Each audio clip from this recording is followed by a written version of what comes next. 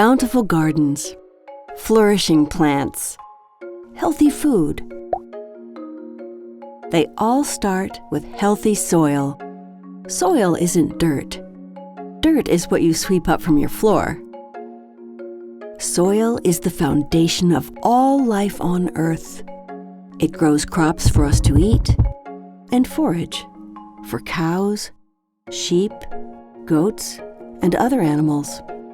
It isn't an exaggeration to say that if healthy soil didn't exist, life on this planet wouldn't exist. So, what is soil? It starts with mineral particles, which scientists classify by size. From largest to smallest, they are sand, silt, and clay.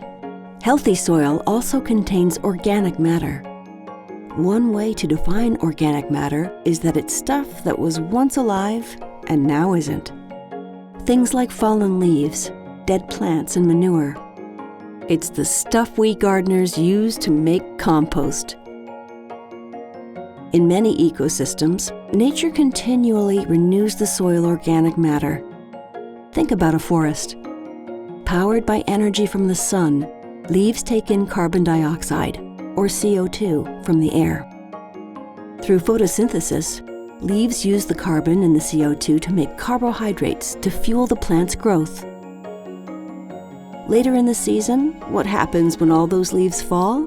They don't just keep piling up year after year. Soil inhabitants of all sizes break down those nutrient-rich leaves into smaller and smaller pieces. The results are layers of leaves in increasing stages of decay. The bottom layer is fully decomposed into dark, spongy humus. Humus holds nutrients and water, improves aeration, and supports soil inhabitants. Remember how earlier in the season the leaves used carbon from carbon dioxide in the air? Now, as they decay into humus, that carbon is transformed into a very stable form. Humus effectively locks carbon in the soil so it can't escape back into the atmosphere to form carbon dioxide, the most abundant greenhouse gas. That means by nurturing healthy, humus-rich soils, we can help reduce the effects of climate change. Let's take a look at some soil dwellers and what they mean for a healthy garden. They're a diverse bunch, and they form a complex ecosystem that's as rich and varied as the above-ground ecosystem. Larger life forms, like earthworms and voles, break up compacted soil and create tunnels. These tunnels allow water to infiltrate and create pore spaces for air, and both water and air are vital for healthy plant roots. Microscopic bacteria and fungi, called decomposers, are particularly important to soil health. When a food supply, like leaves, becomes available, the microbes multiply rapidly, consuming the nutrients and incorporating some into their bodies, preventing the nutrients from leaching away. When the microbes die, the nutrients tied up in their bodies are released for uptake by plants. Also contributing to a healthy soil ecosystem are special fungi called Mycorrhizae. Mycorrhizae spores attach to plant roots and grow an extensive network of filaments called hyphae that act as extensions of the plant's roots. This boosts the plant's ability to take up water and nutrients. In turn, the plants provide the mycorrhizae with the carbohydrates they need to grow. Healthy soil is teeming with life and is uniquely suited to supporting healthy plants.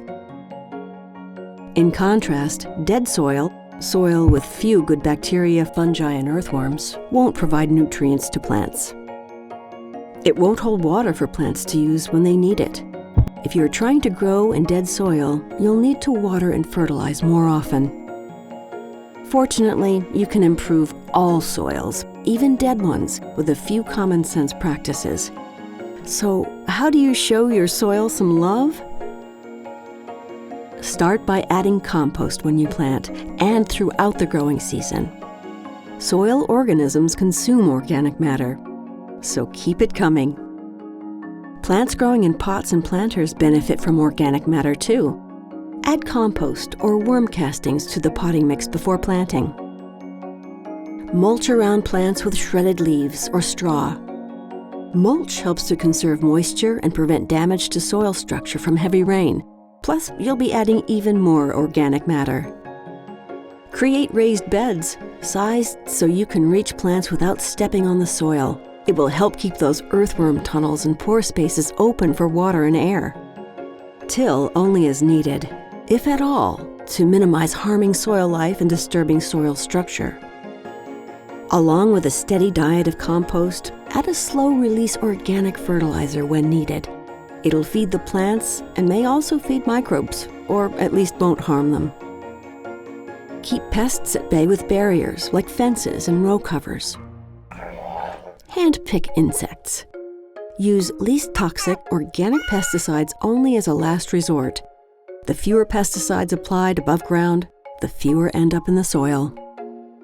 Over time, these steps will improve your soil and result in healthier harvests. So, for flourishing plants, bountiful gardens, a healthy planet, it starts with the soil, and it starts with each of us.